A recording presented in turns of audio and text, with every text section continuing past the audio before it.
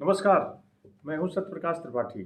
आज हम आपकी को बताएंगे हनुमान जी के बारे में कि हनुमान जी के जीवन में भगवान राम जब आए तो उनके जीवन में किस तरह से बदलाव आया, भक्ति भाव कैसे बढ़ी और लोग उनके वो अमरता उनको मिली।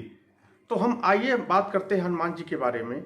इसके पहले हमारे चैनल को सब्सक्राइब करिए और पसंद आए तो शेयर करिए। तो हम बताते हैं आपको कि हनुमान जी की मुलाकात भगवान राम से कब हुई। किष्किंधा पर्वत पर हुई। जब भगवान राम सीता जी का पता लगाते लगाते जंगल में घूम रहे थे और किष्किंधा पर्वत पर पहुंचे तो हनुमान जी को भेजा गया कि जरा पता लगाइए कौन है ये लोग, कि आप जो है इनको पता लगाइए कि ये लोग कौन हैं। तब उन्होंने जाके जब भगवान राम से मुलाकात की तो रामायण में आया है कि को तुम श्यामल गौर शरीरा, क्षत्रिय रूप फिरहु बनबीरा। कौन है आप कौन है जो क्षत्रिय रूप में आप जो है घूम रहे हैं, भ्रमण कर रहे हैं। तो इसके मतलब ये था कि हनुमान जी भगवान राम को पहचानते नहीं थे। भगवान राम ने जब अपना परिचय कराया तब तो उन्होंने कहा कि आप अगर आए हैं और ये आपका समस्या है तो हम आइए सुग्रीव जी को मुलाकात कराते हैं। और सुग्रीव जी के पास गए तो वहाँ स्ट्रेटजी बनी कि कौन जाएगा, फिर कैसे कैसे उनके जीवन में परिवर्तन आया और फिर भगवान राम के कार्य के लिए हनुमान जी को जिम्मेदारी दी गई। तो हनुमान का मतलब आइए बताते हैं कि क्या है। जैसे समझना है हनुमान जी का कि हनुमान जी के मतलब होता है हनन अभिमान, जिसका अभिमान खत्म हो गया हो। अभिमान कैसे खत्म होता है जीवन में?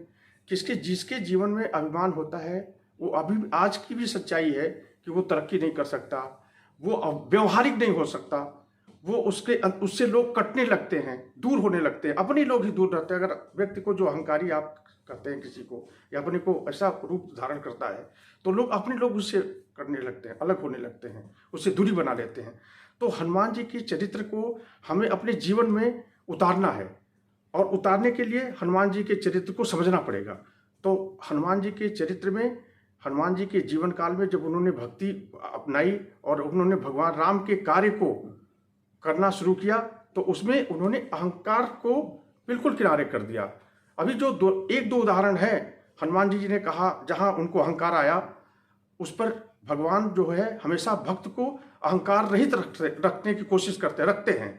तो कहा चर्चा ये होती थी कि जब लक्ष्मण जी को संजीवनी लेने के लिए जब उनको लग गया, बाण लग गया और संजीवनी के लिए उनको भेजा गया हिमालय पर्वत पे, तो वो जब आ रहे थे तो अयोध्या में भरत जी जगे हुए थे और भरत जी को लगा कि अयोध्या में कोई राक्षस जो है वो अटैक करना चाहता है। तो उन्होंने बाण मारा और हनुमान जी गिर गए पर्वत लेकर के। जब उन्होंने कहा राम राम कहा तो उन्होंने भगवान भरत जी को लगा कि तो भगवान राम का भक्त है कोई। फिर पता चला और जब हनुमान जी से मिले तो उन्होंने कहा कि साहब ये घटना हुई है, लक्ष्मण जी को बाण लग गया है और उसके बाद जो है हम वहाँ संजीवनी इस लेकर के जा रहे हैं और उनको सुबह सूरज निकलने के पहले हमको वहाँ पहुँचना है। तो जब ये बताया तो भगवान भरत जी ने कहा कि आओ तुम बाण पर मेरे बैठो और मैं तुम्हें तुरंत भेजता हूँ। तब वहाँ अहंकार हो गया कि मैं पवन सुत हूँ, मैं इतना बलशाली हूँ, हमारे ऊपर जो हमारे हाथ पे पर्वत है, हिमालय पर्वत है, ये कैसे हमारे बाण से कैसे भेज सकते हैं। जब यहाँ अहंकार आया तो जब उन्होंने देखा कहा और उनको लगा कि ये भेज सकते हैं तो उन्होंने पाँव पकड़ लिया, कहा सर हमसे गलती हो गई और हमने बहुत बड़ी गलती की और मुझे अब जाने दीजिए, मैं चला जाऊंगा और मैं सुबह होने के पहले मैं पहुंच जाऊंगा। तो एक बार उनका अहंकार ये हुआ था और अहंकार के बाद जो है जब वहाँ जब चले गए तो फिर उनको ऐसा लगा कि हमें अहंकार अपने भगवान की भक्ति में, भगवान राम के काज में हमको अहंकार नहीं करना है। तो हमें भी हनुमान जी के जीवन में केवल मंदिर जा करके उनकी भक्ति करना, उसके हनुमान चालीसा पढ़ने से काम नहीं चलता है। वो खुश होंगे, हनुमान जी कब खुश होंगे? जब हम उनके अनुकरण करेंगे, उनके चरित्र का अनुकरण करेंगे। जैसे उनके जीवन में हमने बताया आपको कि अहंकार रहित था उनका जीवन, तो हम अपने जीवन को अहंकार रहित करेंगे, तब हम हनुमान जी के सच्चे अनुयायी होंगे, सच्चे भक्ति करेंगे। और आप देखिए अभिमान की बात की, कहा जाता है उनको पवन सुत कहा जाता, अमरत्व की बात की गई कि भगवान हनुमान जी जो है भक्ति भाव की जब सेवा किया उन्होंने तो अमर हो गए। अमर कैसे हो गए? क्यों अमर है हनुमान जी? उनको पवन सुत भी कहा जाता है। पवन सुत क्या? पवन मने होता है पवन जो वायु है और सुत मने होता है पुत्र। तो जिस तरह से पवन सुत वायु अगर मौजूद है तो उसके पुत्र को एग्जिस्टेंस माना जा सकता है, स्वीकार किया जा सकता है। अगर बाप है तो बेटे का अस्तित्व को आसानी से हम समझ सकते हैं। उसी तरह से अगर पवन मौजूद है तो पुत्र भी मौजूद होगा। और कौन सा पवन? पवन वायु तो हम जीवन में ऑक्सीजन लेते हैं, पर हर चीज में वायु अपरिहार्य है। बिना वायु के हम जिंदा नहीं रहते। कोई भी प्राणी, चाहे वो जीव जंतु कोई भी हो, अचेत चेतन अचेतन, सब में जो है उसको प्राण वायु की जरूरत होती है। वही प्राण वायु जो है वो हनुमान जी हैं। सुत पवन सुत कहा जाता है इसलिए अमृत है, क्योंकि जैसे हमारे जीवन में प्राण वायु की कितना महत्व है। जब हम जन्म लेते हैं तब से लेकर के और हम जब तक मरते नहीं हैं, वो प्राण वायु जो है हमेशा चलती रहती है, वो कभी बंद नहीं होती है।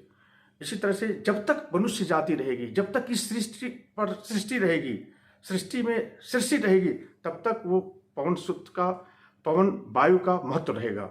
और हनुमान जी को इसीलिए कहा जाता है कि हनुमान जी अमर हैं। क्यों अमर हैं? कि हमने बताया कि जब उनका अस्तित्व अमर है तो वो भी अमर है। तो हम अभी आज क्या हुआ, कुछ दिन पहले हनुमान जयंती पर झगड़े हुए, तो मैं बहुत व्यथित हो गया कि हनुमान जयंती पर लोग जो है झगड़े कर रहे हैं, चाहे वो किसी समुदाय से हो, चाहे हिंदू मुस्लिम की बात हो। हमें इस बात को समझना होगा कि हनुमान जी जैसे देवता को के जन्मदिन पर अगर हम झगड़ा करते हैं तो इसके मतलब कि हम सचमुच में अनुयायी नहीं हैं, उनके आदर्शों को पालन नहीं करते हैं। ये वीडियो बनाने का मकसद यही था कि हम अपने हनुमान जी जो हैं उनके अपने जीवन में जो भक्ति भाव था उसको अपने जीवन में अपने उतारें, अपने जीवन को सरल करें, अपने जीवन को सफल करें, अपने जीवन में शांति लाएं। यही हनुमान जी के जीवन का आदर्श रहा है। तो अगले वीडियो में हम आपको और किसी विषय पर चर्चा करेंगे। तब तक के लिए धन्यवाद।